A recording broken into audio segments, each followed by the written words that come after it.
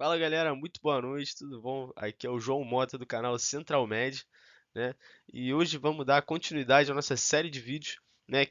Hoje é o nosso segundo vídeo, certo? Nosso primeiro vídeo a gente falou mais sobre as metas, os objetivos do canal, certo? O que eu planejo com esse canal, além de soltar o aviso lá que vai ter brindes e sorteios para quem participar das lives. Então, confere o primeiro vídeo do canal para você saber mais, certo?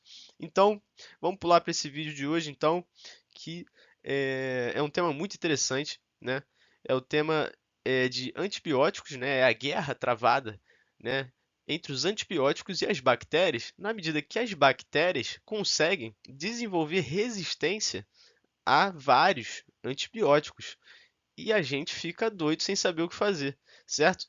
E aí, esse é um tema muito legal, né? Que é um tema que seria legal aprofundar, assim, sabe? E tem você que quer se identificar mais com a área de saúde, saber mais o que se passa nos bastidores. Então, são vídeos como esses e mais vídeos que eu vou trazer.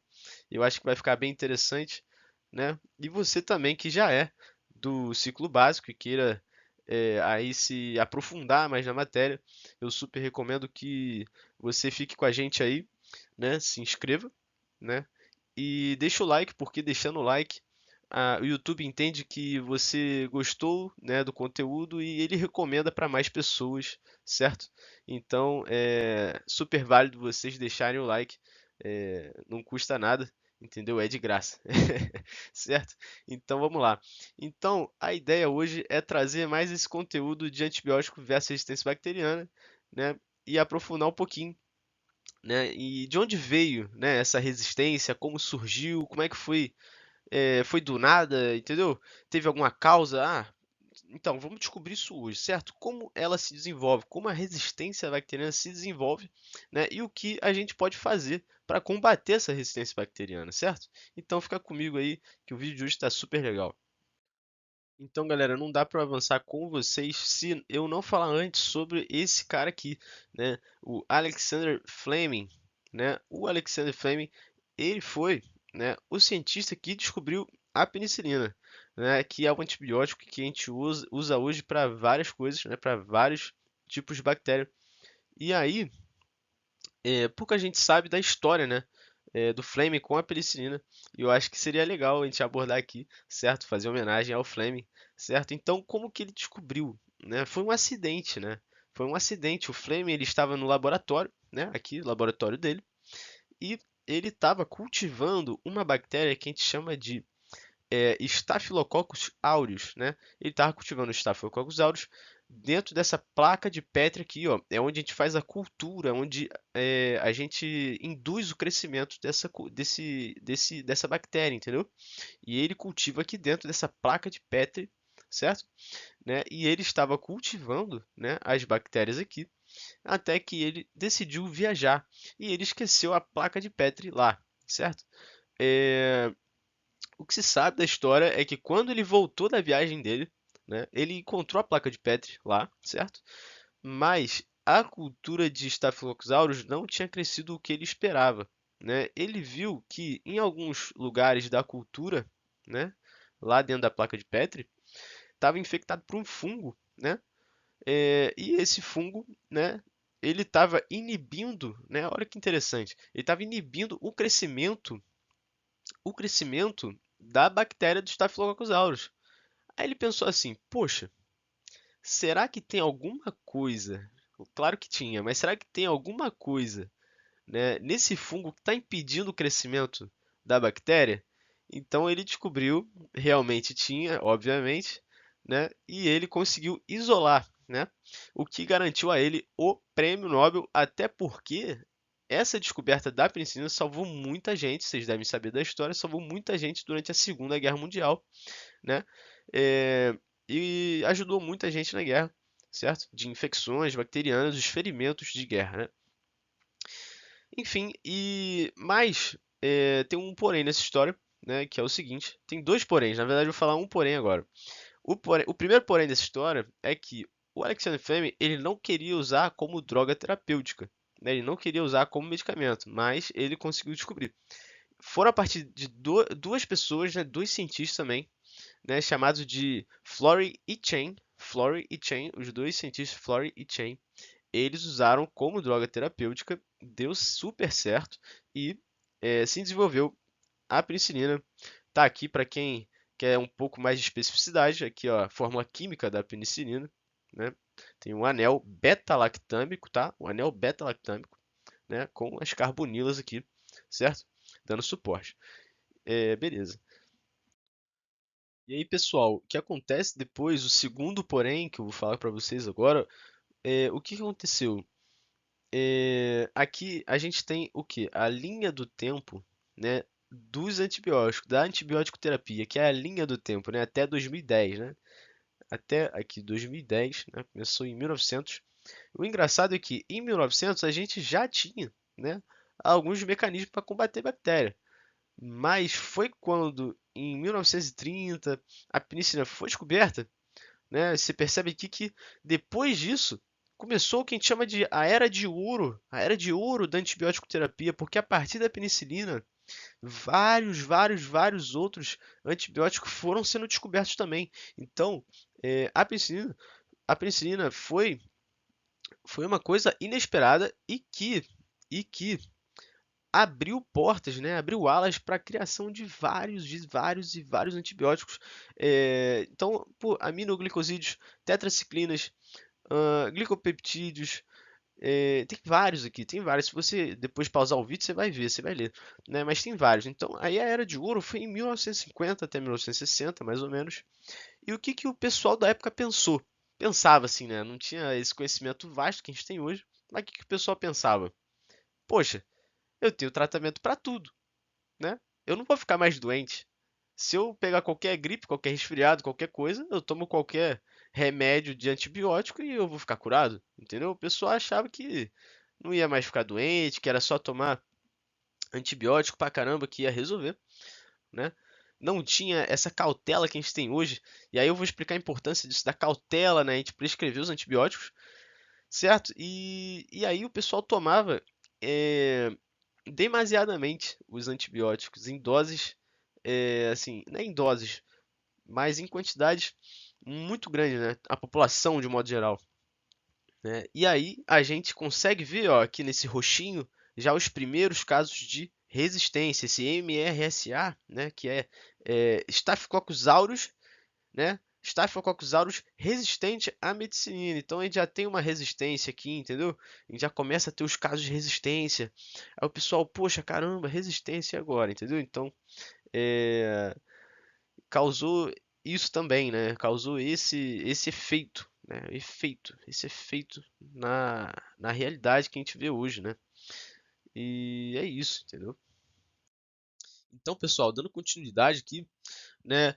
Aí você vai virar e vai falar para mim assim: João, eu entendi, né, a história do Fleming, eu entendi como que descobriu a penicilina, eu entendi a linha do tempo da penicilina, perfeito, perfeito.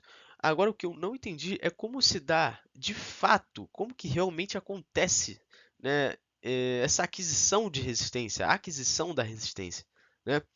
Então, a gente tem três fatores aqui. Na verdade, são quatro, né? Mas como estava no slide 3, eu vou falar três, mas tem uma quarta também que eu vou falar para vocês, né? Então, a primeira é essa pressão seletiva cruzada, né? Como é que funciona isso? Certo? Então vamos supor que eu, João, eu esteja passando mal do intestino, tem uma bactéria atacando meu intestino, certo? E aí eu acabo tomando antibiótico. Só que quando eu tomo antibiótico em doses muito altas, né? Doses cavalares de antibiótico. Eu acabo tomando. Então, por exemplo, antibiótico sem necessidade. Então, por exemplo, eu tô bem de antibiótico. Tipo assim, eu já tomei antibiótico. Eu não preciso mais tomar antibiótico, já tô curado. Eu acabo tomando antibiótico quando eu não deveria, quando não tem nenhuma bactéria a ser combatida, né? Tem casos até que a pessoa usa o antibiótico errado para a bactéria, porque tem uma questão da especificidade para a bactéria, depois a gente vai discutir isso, né? Mas o que acontece? O uso indevido, né, de antibiótico, o uso prolongado dele, aqui ó, promove o risco, né, de aumento da resistência microbiana, certo? Então, o que acontece, na verdade, a grosso modo, é uma mutação genética da bactéria. Então, de tanto eu pressionar, né, essa bactéria, ela acaba gerando uma mutação genética, né? E aqui no número 2, uma das outras formas de aquisição de resistência é a transferência, né, vertical desses genes. Então, transferência vertical, né? A célula mãe transferindo a informação da resistência para a célula filha. Então, uma outra forma também de resistência, de aquisição de resistência, é a transferência horizontal de genes. Também é o número 3 ali. Só que nessa transferência horizontal, né, tem um pré-requisito, né? A bactéria, ela precisa o quê? Ela precisa conter uma estrutura que a gente chama de pile, né? A pile são como se fossem vários cabelinhos em volta da parede celular da bactéria, né? Eu não consegui achar uma foto legal aqui no slide, mas imagine isso, tem a parede celular da bactéria e aí você tem vários cabelinhos em volta. E esses cabelinhos, eles se prendem, né, a uma outra bactéria que também tem a pile, né? E consegue transferir esses genes com a informação da resistência para essa célula que não é filha dela, né? Assim, não é célula filha, senão seria vertical, né? Mas é horizontal, porque essa célula que ela trocou a informação não provém dessa célula aí, não provém dessa célula mãe. É uma outra célula, entendeu? E temos o número 4, que eu acabei não botando aqui, né? O número 4, o que acontece? No número 4, vamos supor que eu tomei esse remédio pro meu intestino, que tá mal.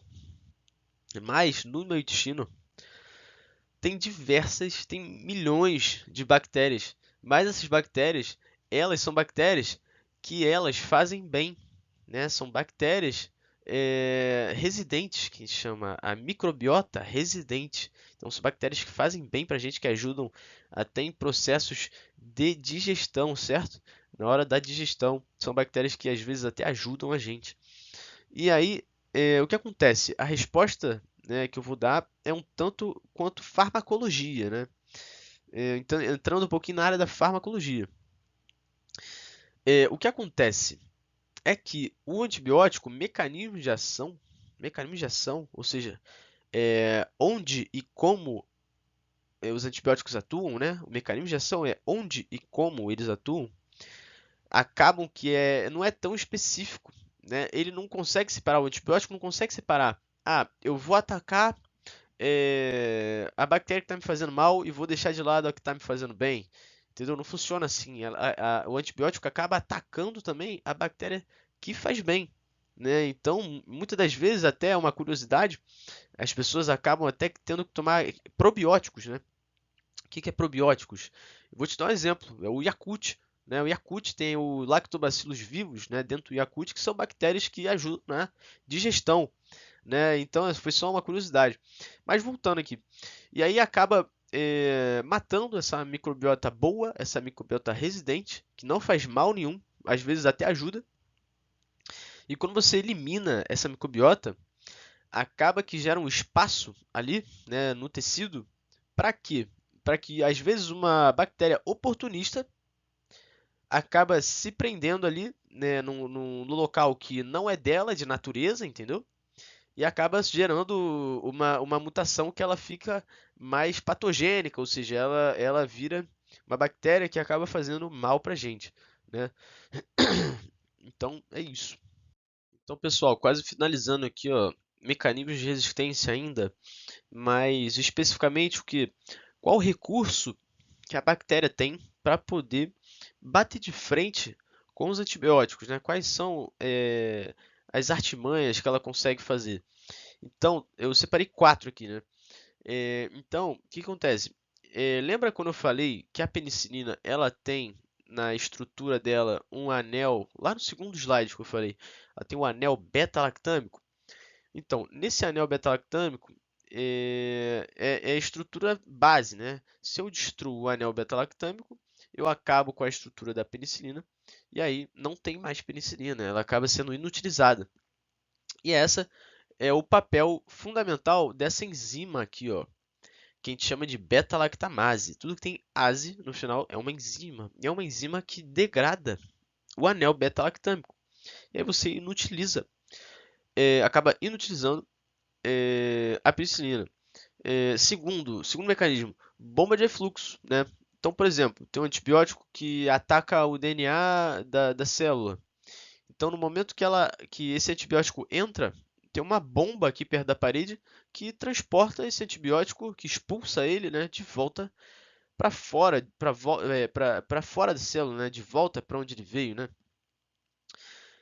Tem algumas bactérias gram-negativas, né, que conseguem diminuir a permeabilidade, né, a permeabilidade da célula bacteriana, né, mas somente as gram-negativas conseguem realizar esse papel, tá? Alteração do sítio-alvo, então, pô, muitas das vezes você está com um antibiótico que ele é específico para atacar o ribossomo, e aí que o ribossomo é uma proteína que fica dentro, né, das células, né, tanto da bacteriana quanto das nossas células também, né? A diferença está só no tamanho do ribossomo, né? As bactérias têm um ribossomo menor que o nosso, né? Mas o que é o ribossomo? Qual é a função dele? Ele produz proteínas, faz parte do metabolismo e tudo mais, né? E aí o que acontece? Meu antibiótico ele é feito para atacar o ribossomo. E aí eu acabo o que? A bactéria acaba fazendo o quê? Alterando a localização do ribossomo, né?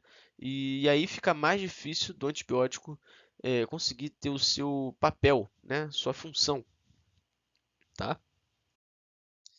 Então, pessoal, só para concluir agora, vamos fazer um apanhado geral. Então, a gente aprendeu muita coisa hoje. A gente aprendeu a história da penicilina, a gente aprendeu a história do Fleming, a gente aprendeu a linha do tempo, a formação da resistência, né? E como que a gente pode combater a resistência? Qual é a melhor forma, a maior arma que a gente tem de combater a resistência? A gente prevenir a resistência. Então, como é que a gente faz isso?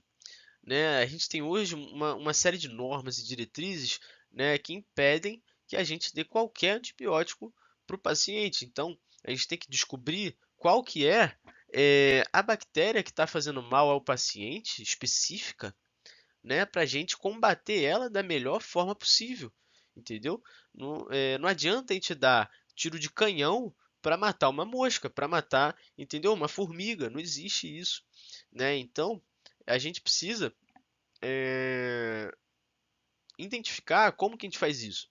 Através das culturas, né? A gente faz a coleta, né, do material no paciente, a gente liga para o laboratório de microbiologia, a gente pede para eles analisarem, né, para descobrirem qual cepa é, se é Staphylococcus aureus, se é Streptococcus, descobrir exatamente o que é aquela bactéria para a gente conseguir combatê-la da melhor forma possível, né? Não adianta a gente dar uma fluoroquinolona para combater um Staphylococcus aureus, entendeu? Sendo que uma penicilina, uma simples penicilina, consegue dar conta do recado, entendeu? Então fica essa reflexão, certo? Vou finalizar o vídeo por aqui. Sobre a inscrição, galera, todo mundo aí que puder, né, se inscreva no canal, né? É de graça, certo? Ninguém está cobrando nada a vocês, é de graça, é só você apertar um botão, certo? Que você vai dar maior suporte ao canal, certo? O like também é importante, porque, como eu expliquei já, quando você dá o like, o YouTube entende, né? Ele entende que você gostou do conteúdo, que você recomenda esse conteúdo, ele acaba recomendando o vídeo para mais pessoas, certo? E seria bom a gente ter muita gente vendo esses vídeos, porque vão ser vídeos interessantes, certo? E eu estou contando com vocês, podem contar comigo também, certo? Que eu vou estar sempre aqui, se quiserem comentar, quiserem dar dicas, críticas construtivas, eu estou à disposição, tá? Tá aí nos comentários. Se gostaram do vídeo também, se não gostaram, né? Falam o que vocês não gostaram que eu busco melhorar, tá certo? Galera, muito obrigado hoje. Boa noite a todos.